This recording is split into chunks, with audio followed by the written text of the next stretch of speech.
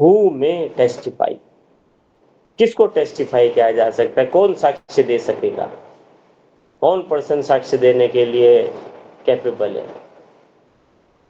तो हम तो कहेंगे कि वो पर्सन जो किसी क्वेश्चन का सही सही आंसर दे दे, they are capable to testify. जरा पढ़िए। Chapter 9 of Witnesses, hmm Section 124, who may testify. Hmm All persons shall be competent to testify unless the court considers that they are prevented from understanding the questions put to them or from giving rational answers to those questions by tender years, extreme old age, disease, whether of body or mind, or any other cause of the same kind.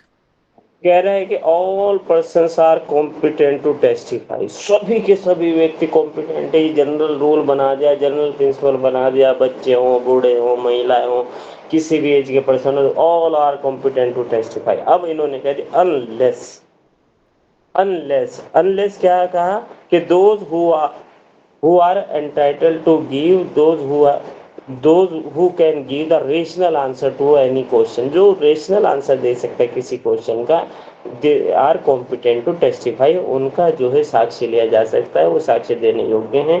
लेकिन कुछ लोगों को माना जाएगा, ये law मान के चलेगा कि they are not they are not able to be testified by the court.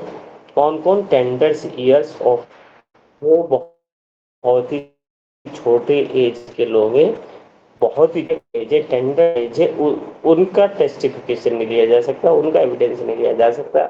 और कौन नहीं लिया जा सकता? Who are extremely old age, जो एक्सट्रीमली ओल्ड एज है या कोई डिजीज है बाय माइंड बॉडी, बॉडी और माइंड की किसी को डिजीज है, उनको भी टेस्टिफाई नहीं किया जा सकता। क्लियर है बात?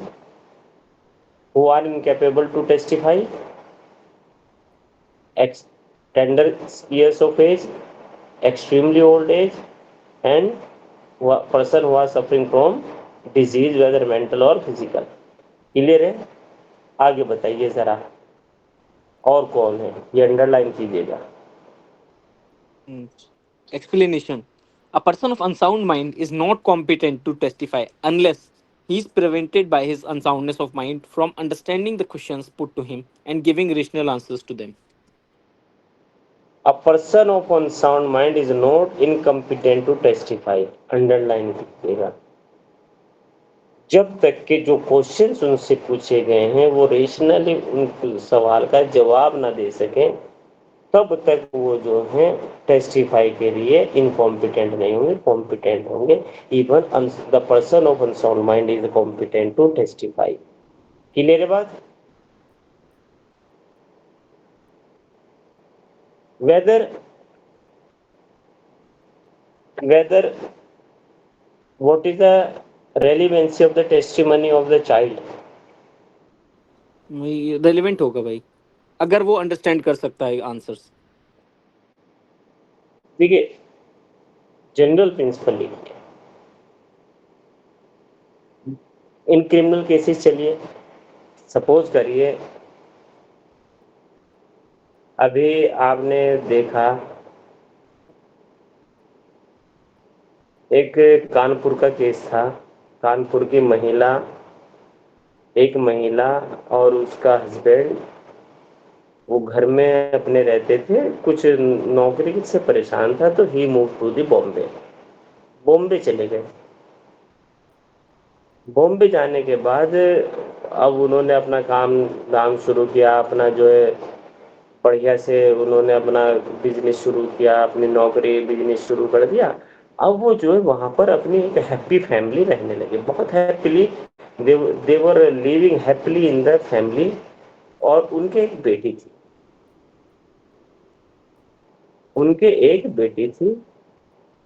अब जो है व्हाट हैपेंड, वन डे क्या हुआ, अब उनको लगा कि हमारी जो वाइफ है she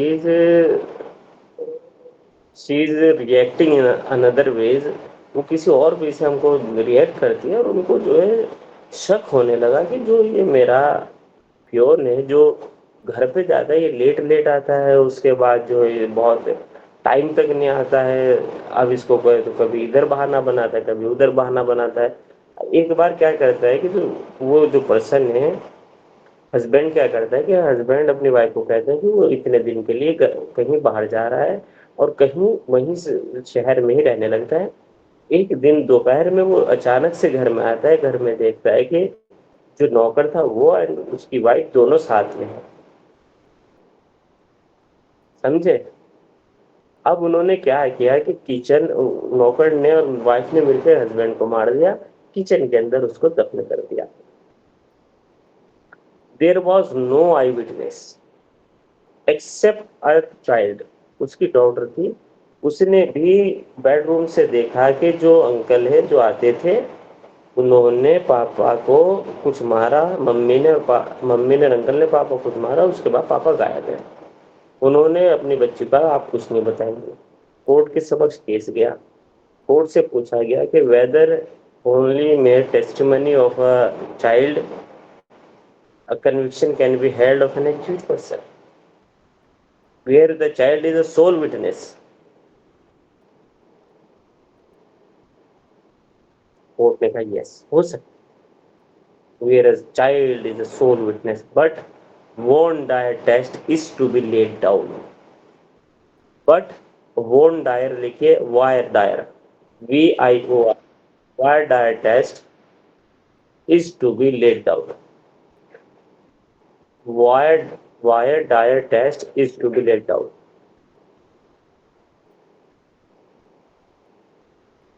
The concept of wire Dyer test derived from the Anglo Anglo Norman Norman phrase, Anglo Norman phrase, which refers to oath to tell the truth, with which refers to oath to tell the truth. Test can be called to preserve, test to be called as preversor, preversor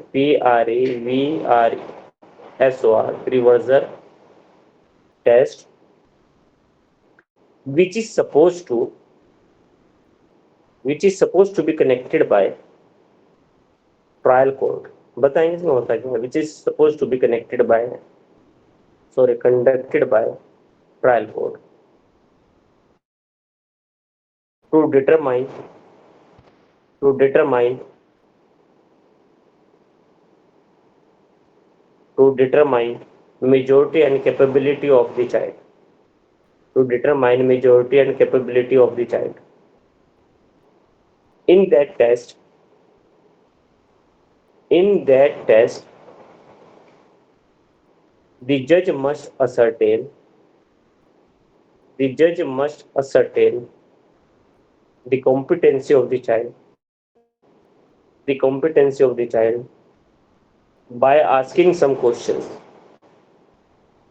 by asking such some questions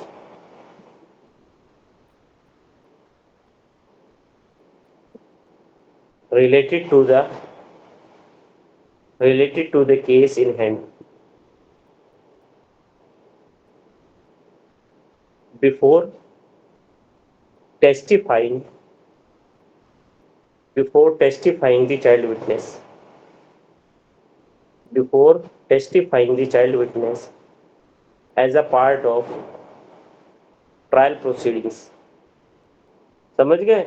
यहाँ पर कहा गया है कि जो भी trial जज होगा वो ट्रायल जज जो एक voir dire test laid down करेगा, जिसमें बच्चे को बुलाएगा और उससे केस से रिलेटेड चीजें पूछेगा और ये तय करेगा कि whether he is competent to testify और नॉट। क्या वो रेशनल आंसर दे पा रहे हैं कि नहीं, क्या वो बता पा रहे हैं कि नहीं। और अगर उनको लगता है कि he is only the witness और ये सही आंसर दे रहे हैं, तो he can be testified during the trial proceedings. Clear है बात?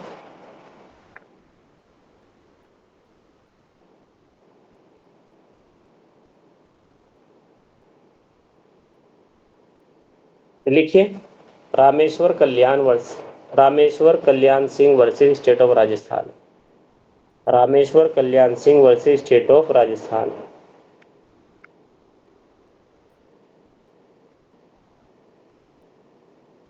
In this case, court has held that an accused cannot be convicted. An accused cannot be convicted. Mere only, mere only, sole testimony of a child. Mere only, sole testimony of a child. Because, because,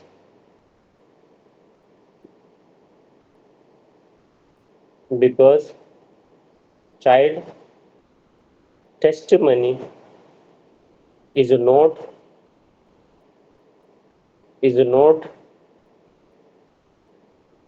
such reliable in the eyes of law, is not such reliable in the eyes of law, on which a conviction can be held, or conviction can be made. Therefore therefore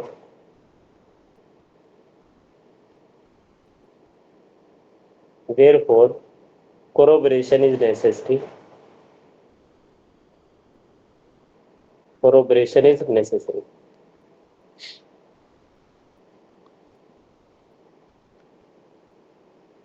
In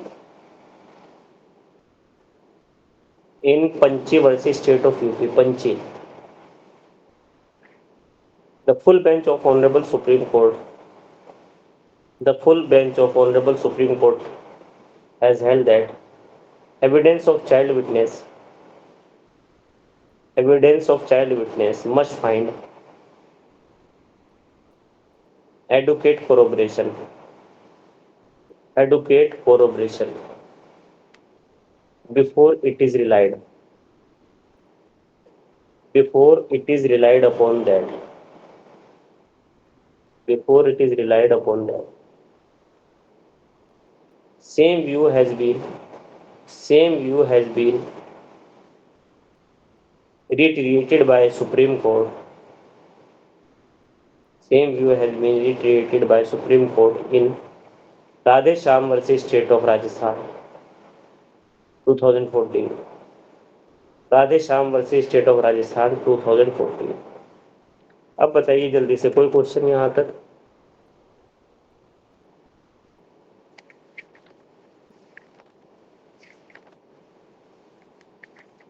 बताएं। Clear है? Clear है भाई। चलिए चलिए next आ जाइए। Next next पढ़िए।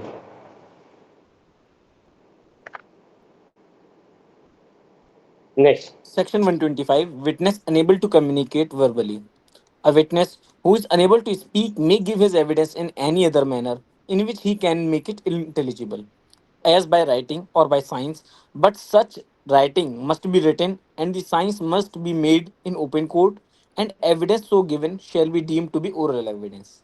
बस ठीक है, अंडरलाइन कीजिएगा कि witness unable to communicate verbally, जो कम्युनिकेट नहीं कर सकते, जो वर्बली है, जो डीप है, पहले इसको डीप एविडेंस ही कहा जाता है, डीप विटनेस ही कहा जाता था।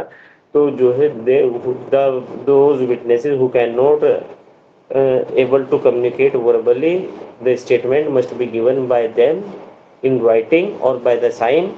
Such sign or written statement must be given in the open court, and such sign or written statement shall be treated as a oral evidence। Underline कीजिएगा, ओरल एविडेंस ट्रीट किया जाता है। बहुत बार बहुत जगह पर क्वेश्चन पूछा गया है। नेक्स्ट आ जाइए, सेक्शन 126। Section weather 126. अब मुझे जल्दी से बताइए, whether parties are competent to whether the parties can be competent witness.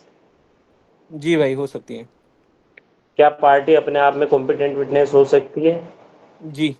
CrPC में कहा है ये provision? 315 accused can be competent witness. And where it is been mentioned in BNSS? 353. 353। और सीपीसी में बताइए कहाँ है? नहीं है सीपीसी में?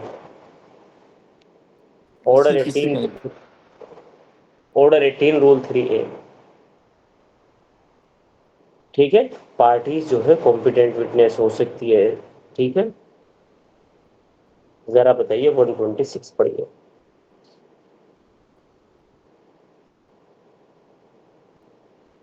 Section 126. Competency of husband and wife as witnesses in certain cases. In all civil proceedings and the parties to the suit and the husband or wife of any party to the suit shall be a competent witness.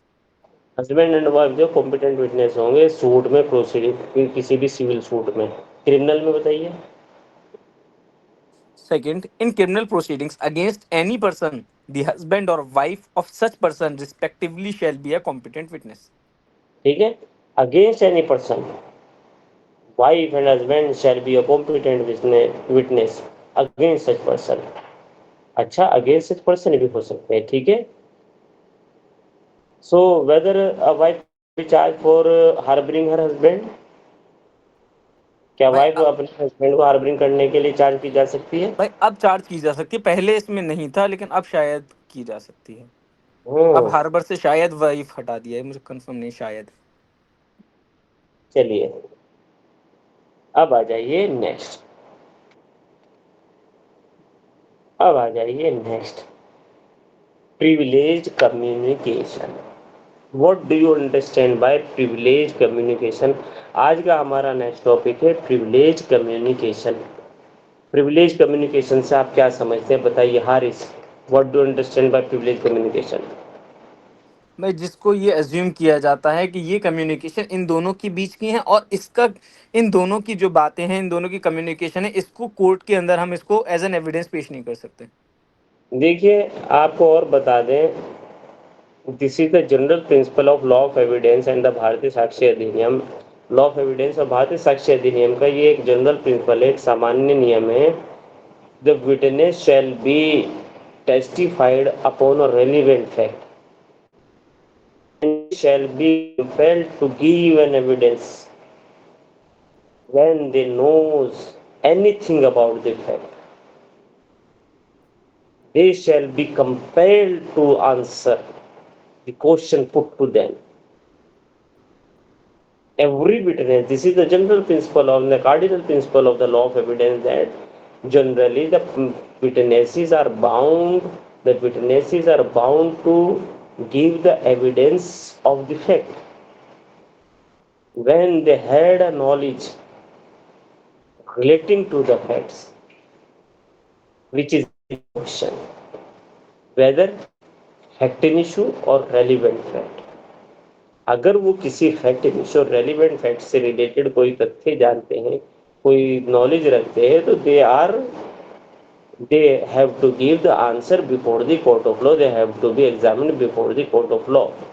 But there are certain communications and there are certain communications which are privileged or prohibited, where witness are privileged, they shall not be entitled to, they shall not be entitled to, or they when they shall not be liable to be speak before the court relating to the matter which are under the privilege।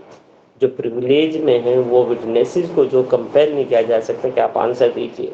And there are two types of the communication, either privileged communication or prohibited communication, and there is a one form of the communication is also there, that is a prohibited communication। In the prohibited communication, though they had a knowledge, but they are they are prohibited not to disclose any communication made during them, they are prohibited।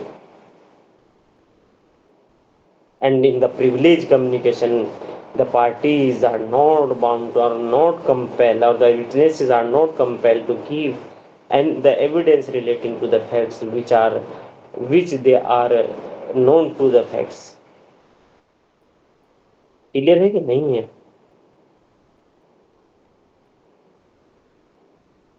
बोल दिया कीजिए, थोड़ा बहुत मुझे भी जी भाई। राहत महसूस होती है। जी अब भाई जब हो रहा आप है, बिल्कुल।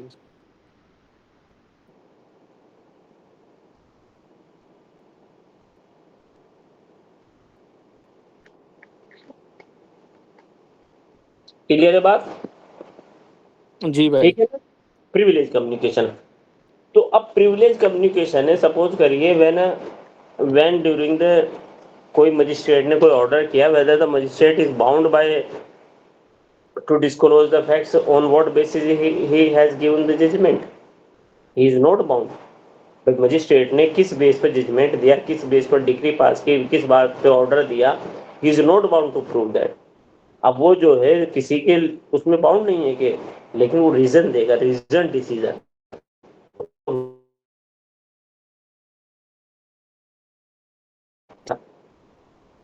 जी। Section 127, Judges and Magistrates.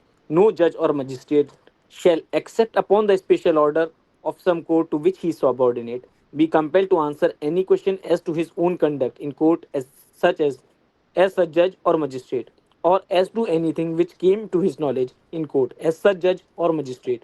But he may be examined as to the other manners which occurred in his presence while he was so acting.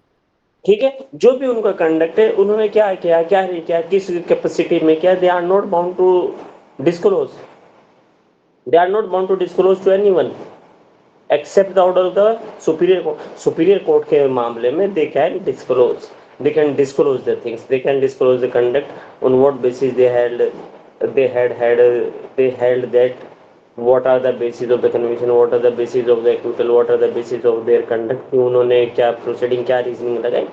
ठीक है, रीजन डिसीजन अलग चीज है, लेकिन as to the conduct of the magistrate they are not bound to disclose.